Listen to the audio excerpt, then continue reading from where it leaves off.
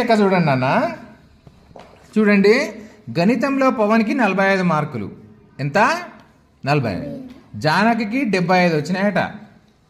రజియాకి 65, వాణికి 59 మార్కులు వచ్చినాయి నాన్న.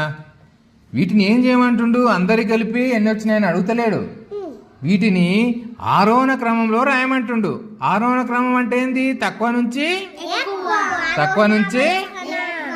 నుంచి ఎక్కువకు రాయాలి. రాస్తారా మరి? దా విజయ్, రైట్. ఇన్నే ఉన్నాయి కదా, తక్కువ నుంచి ఎక్కువకు రాసి సింబల్స్ కూడా పెట్టేసాయి. అన్నీ రాసేయి నాన్న, ఇక్కడ రాసేయి. చూడు, అన్నిటికన్నా చిన్నది ఏదో ఫస్ట్. రైట్, సింబల్స్ కూడా పెట్టేసేయాలి. దాని తర్వాత ఏది? రైట్, దూరం రాయి, తర్వాత సింబల్స్ పెడదు. గుడ్. దాని తర్వాత అది అయిపోయింది కదా, 45.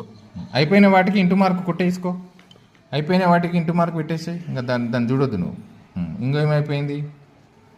గుడ్. ఇంకా 2 ఉన్నాయి చూడు, ఆ రెండిట్లో ఏది చిన్నదో రాయాలి. Right,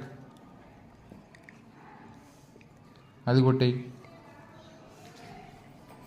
good. ఇంకేం మిగిలింది? గుడ్ నాన్న.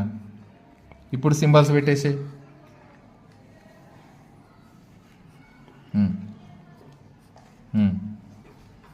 Very good Vijay, well done.